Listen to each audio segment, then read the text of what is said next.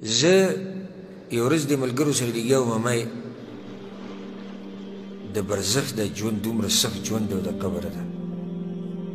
لکه نور هر څه پرېږده زما دې خبره کې به سوچ کوئ نور هر څه پرېږده داسې به ووایو چې عذاب پکې الله یو سړي له ورنکړو دغه عذاب یې ورنکړو چې لکه ملایک پې مقرر شي ویي او ماران او د جهنم کړکۍ ورته کولاو شي او د جهنم تپ پې راځي دغه هر څه پرېږده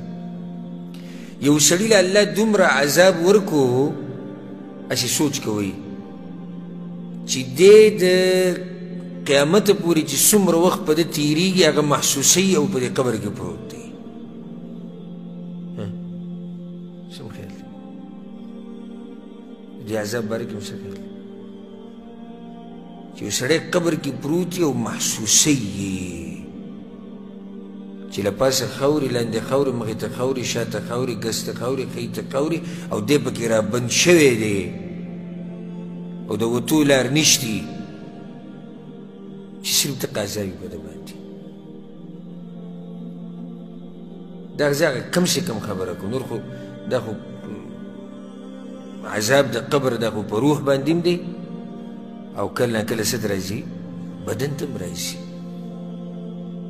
خو داسې ما یو خبره تاسو ته وکړه سوچ پکې وکړئ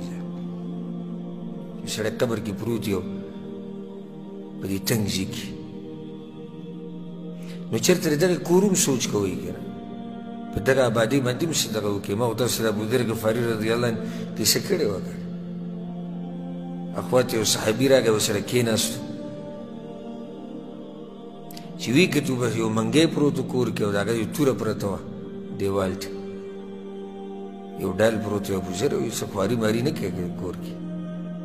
وایي نه کور م شروع کړی دا خو وایي کوم ځای کې حیران شو موږ خبر نه وي چې تا کور شروع کړی د مقبرې ته لاس ونیو هلته مو خواري شروع کړې ده هلته کور جوړ